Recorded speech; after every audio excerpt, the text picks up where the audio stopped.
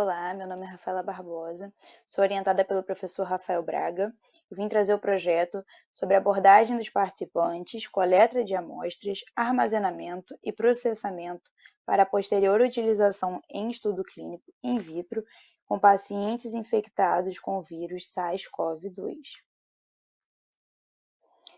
Esse projeto faz parte de uma grande pesquisa que busca ver os efeitos da lactoferrina, uma proteína, na infecção do novo coronavírus.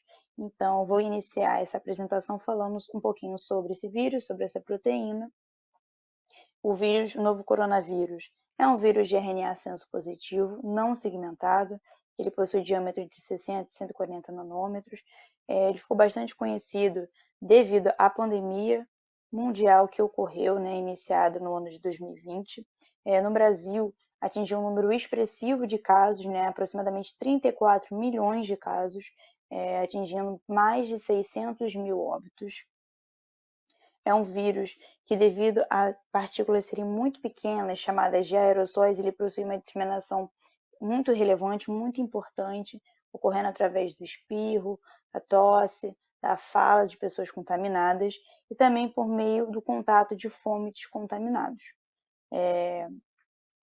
Entre os sintomas desse vírus, a gente poderia ter desde pacientes assintomáticos até pacientes que apresentassem sintomas similares a uma gripe, como tosse, congestão nasal, dispneia, pneumonia aguda e, em casos mais graves, ocorria o dano alveolar difuso, levando a uma fibrose pulmonar, uma perda da função desse órgão, e os pacientes, assim, em casos mais graves, encaminhados aos hospitais, necessitando de intubação e ventilação mecânica.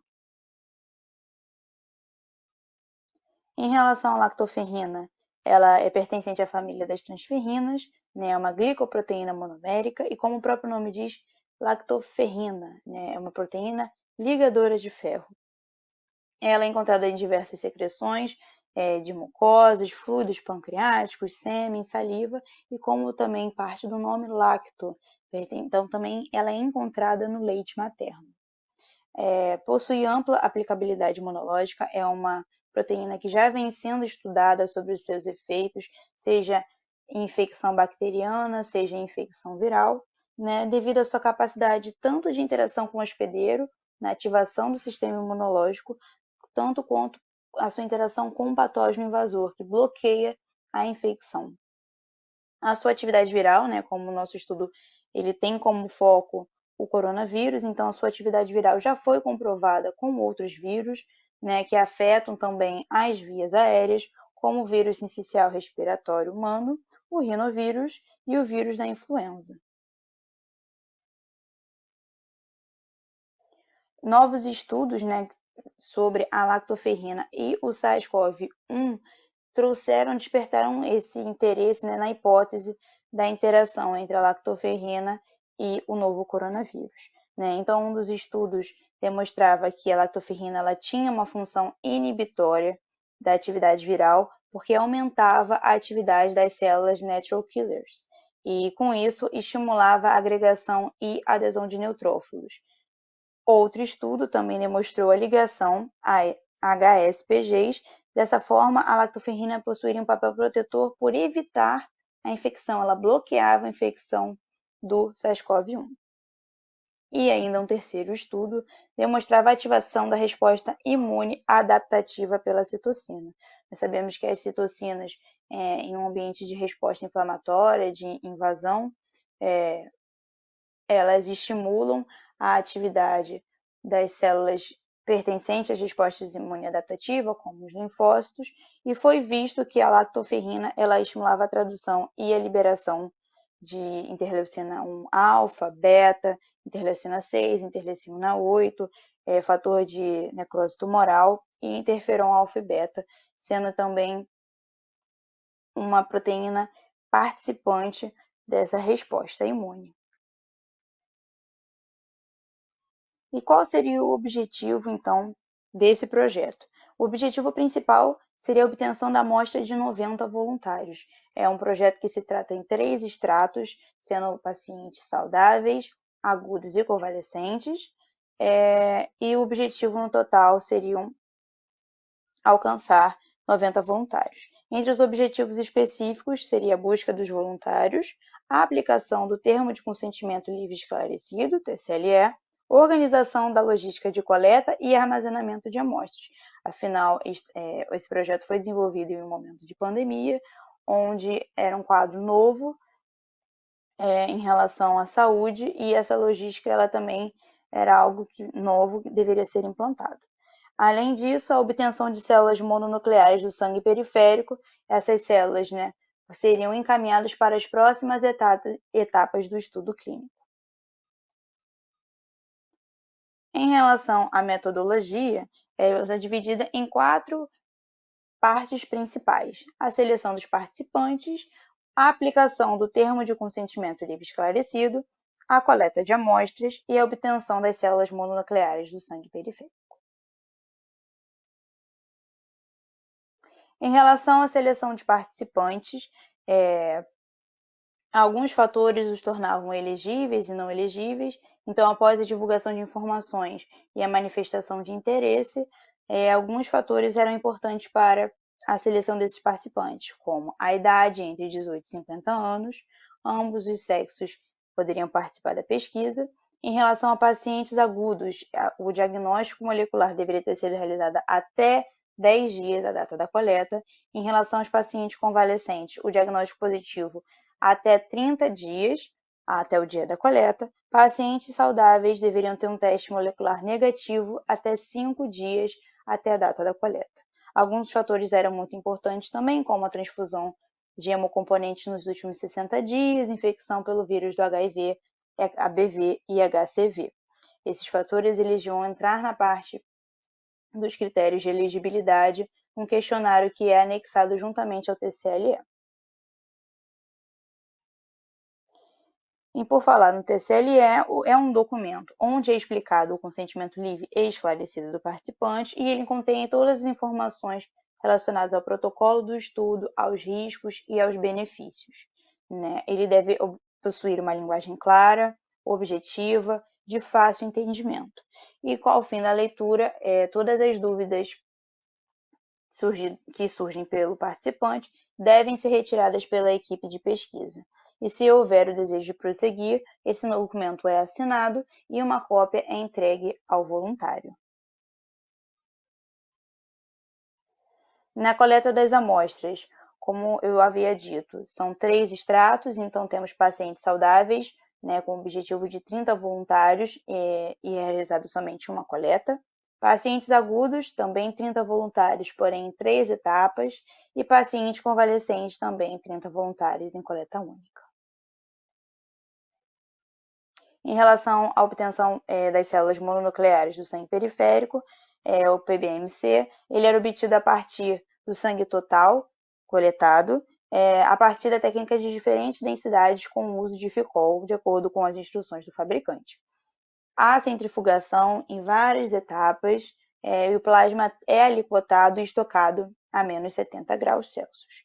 A lise é realizada dos glóbulos brancos com a utilização de ACK, e as células são suspendidas em várias etapas e, por fim, estocadas em solução de criopreservação, Criostor. Então, vamos aos resultados. Como foi realmente organizado o processo, desde busca por voluntários, coleta, até o PBMC. Então, houve a divulgação do projeto nas redes de comunicação, com a manifestação de interesse pela participação voluntária. Era feita a leitura do TCLE pela equipe de pesquisa, e o paciente poderia participar ou não, aceitar a participar ou não. Se não aceitasse participar, ele era dispensado, e aceitando a participar, realizado o questionário de elegibilidade. E com alguns fatores, como o recebimento dos hemocomponentes nos últimos 70 dias, infecção pelo vírus HIV, HBV ou HCV, ele poderia se tornar não elegível. Caso elegível, ocorria a coleta das amostras e a realização do teste rápido para HIV, HBV e HCV. Se o paciente testasse positivo, o hospital entrava em contato com esse voluntário e informava as informações em relação ao tratamento. Caso negativo, seguia para a etapa da PBMC. Em relação à coleta das amostras, então os pacientes agudos na primeira coleta eram coletados 5 tubos, 3 tubos de ACD, um tubo de Paxidine de tampa vermelha e um tubo de EDTA. Esse tubo de EDTA era o tubo que era encaminhado para o teste sorológico de HIV, HCV e HBV. Na segunda coleta, são coletados 3 tubos de ACD e na terceira coleta, mais 3 tubos de ACD. Em relação ao local, a primeira coleta era realizada de forma domiciliar para evitar a disseminação do vírus no ambiente hospitalar, entre a equipe de saúde e entre os pacientes, e também para um maior conforto em relação ao voluntário que estava debilitado no momento. A segunda e a terceira coleta eram realizadas no Hospital Universitário Grafeneghin. Em relação aos pacientes saudáveis e convalescentes, a coleta ela era única, né, somente uma etapa, 3 tubos de ACD, um tubo de Paxidine de tampa vermelha e um tubo de DTA da tampa roxa, que era encaminhado para o teste sorológico. Em relação ao PBMC, como era realizado? Inicialmente, o sangue era transferido para um tubo Falcon estéreo de 50 ml. Nesse tubo Falcon é adicionado PBS até 25 ml. Ocorre a homogeneização manual. Essa nova solução obtida entre PBS e o sangue é transferida para um tubo Falcon que contém o Ficol. O Ficol ele não deve ser misturado a essa solução de sangue com PBS. Então, a inclinação a 45 graus facilitava o depósito, sem que houvesse a mistura dessas duas etapas. Após, esse tubo é encaminhado para a centrífuga por 30 minutos a 20 graus Celsius e a gente vai observar a formação da camada mononuclear e a gente vai retirar essa camada com uma pipeta automática e transferir para um novo tubo Falcon. Esse tubo Falcon é novamente centrifugado a 15 graus por 20 minutos e é a formação de um pellet de células. Esse pellet vai ser suspenso com ACK para haver a lise dos eritrócitos remanescentes e encaminhado para a estufa por 5 minutos a 37 graus. Esse Falcon com pellet e ACK é novamente centrifugado por 8 minutos a 20 graus. Após a centrifugação, há o descarte do sobrenadante e adiciona-se PBS 20 ml. Novamente, o tubo irá ser centrifugado por 8 minutos a 20 graus Celsius. Após a centrifugação, o sobrenadante é dispensado e é suspendido o pellet de células com Cryostor a 6 ml, que vai ser o meio utilizado para o congelamento. Após a suspensão de células, a aliquotação em tubos criogênicos de 1 ml. Esses tubos vão ser armazenados no dispositivo chamado Mr. Frost e será encaminhado para ultrafreezer a menos 80 graus para as próximas etapas do estudo clínico. Então, como conclusão, as coletas foram bem-sucedidas e o protocolo, então, de coleta, armazenamento e transporte se demonstrou eficiente. Foram um total de 77 voluntários, sendo 31 saudáveis, 30 convalescentes e 16 agudos. Nenhum participante apresentou diagnóstico sorológico positivo, não ocorrendo perdas de participantes durante a pesquisa. O processamento de amostras ocorreu de acordo com o protocolo planejado e não houve alterações significativas. Esse estudo, juntamente com as suas etapas seguintes, será bastante relevante para a compreensão da lactoferrina no ciclo viral do SARS-CoV-2 e auxiliar em um novo quadro pandêmico.